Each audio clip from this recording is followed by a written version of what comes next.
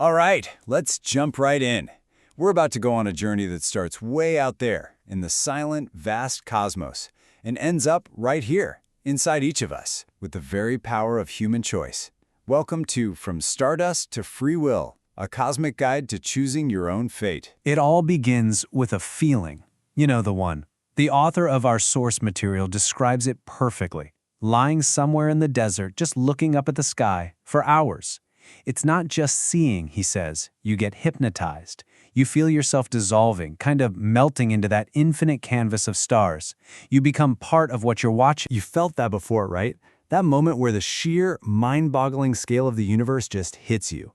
And suddenly, all your earthly problems, your to-do lists, your anxieties, they just feel so small, so trivial compared to that silent, endless dance happening above you. Okay, Section 1, Awe Under the Stars. It's this powerful, cosmic feeling. And you know, it's a double-edged sword. It's wonderful, but it's also kind of terrifying. You feel connected to everything, sure, but you also feel utterly insignificant, like a tiny, tiny gear in a machine so big you can't even comprehend it. And that feeling, that sense of being just one little gear, it inevitably leads to one of the biggest questions humanity has ever asked. If everything out there is moving according to some giant, unchangeable plan, then what about us? Are our lives, our choices, our futures already written down somewhere? Is our fate completely predetermined? So, Section 2, written in the stars? This isn't a new question, not by a long shot. It takes us right into the heart of a really ancient debate about astrology and destiny. A debate where thinkers have wrestled for thousands of years over whether our lives are truly controlled by the heavens. And the key concept here is a Hebrew word, mazal. Now, today we might use it to mean luck, as in mazel tov, but its original meaning in the Talmud is so much deeper. It means your constellation, your cosmic destiny, the idea that the alignment of the stars at your birth creates a sort of blueprint for your entire life. This brings up a fascinating argument in the Talmud. Does this cosmic fate, this mazal, apply to everybody? The classic example is Abraham. The tradition says he looked to the stars and saw a dark future, but God's response to him was incredibly blunt. It was essentially, get out of your astrology. He was commanded to literally walk away from his cosmic forecast, to defy determinism. And this is where things get really juicy, because this leads us to a huge paradox, a puzzle that's hiding in plain sight right within the Hebrew Bible. On one hand, you have this powerful command to break free from the stars, but on the other, well, the text seems to be saying the exact opposite. So look at this. Here's the conflict, side by side. In Deuteronomy, there's a serious warning. Don't look up at the heavens and see the sun, moon, and stars because you'll be tempted to worship them. It's presented as a path to idolatry, a trap. But then, fast forward to the prophet Isaiah, and he says, lift up your eyes on high and see who created these. Here, looking at the exact same stars is an act of faith. So what is it? Are we supposed to look or not? To solve this mystery, we need to turn to a really profound insight from a 16th century mystic known as the Ari. He proposed a brilliant solution. He said the answer isn't about whether we look, it's about how we look. And the secret, he said, isn't in seeing at all, it's in hearing. The Ari explains that the kind of seeing Deuteronomy warns us about is passive. It's external. It's when you just stare up at the universe and see it as this collection of giant, powerful, separate objects. And that kind of seeing, well, it makes you feel small and powerless.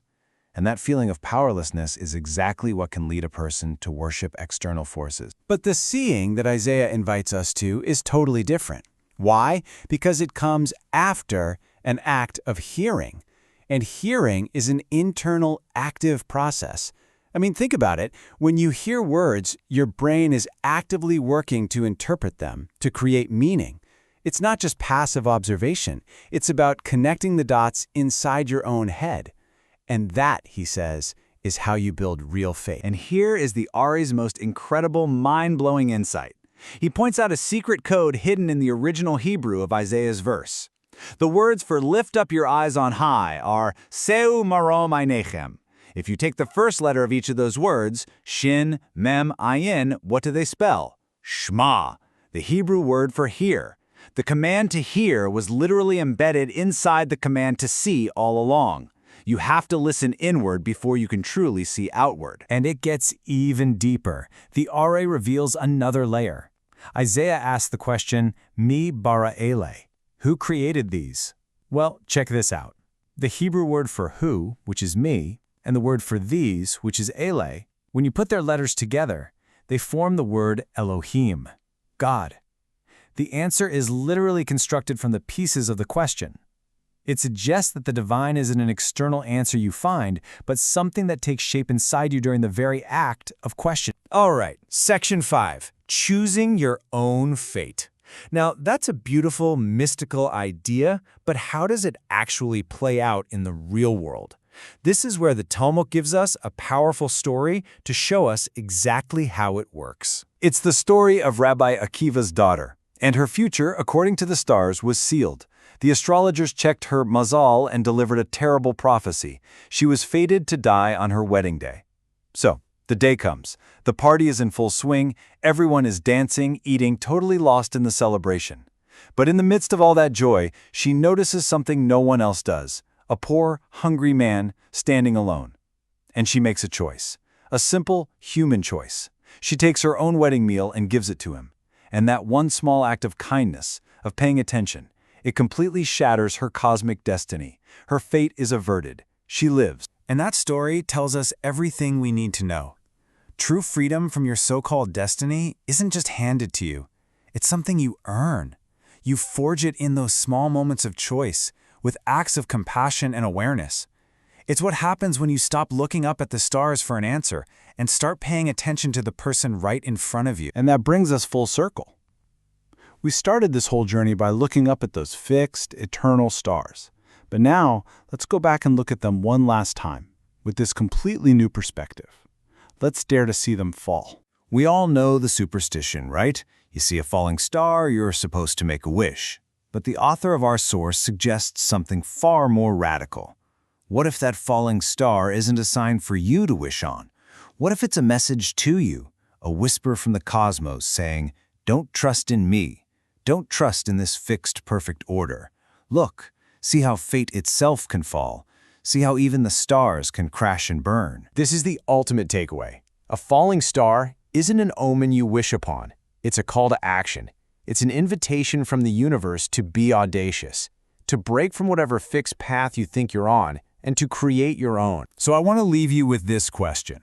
We spend so much time and energy looking outside ourselves for signs, for a map, for some clue about our destiny.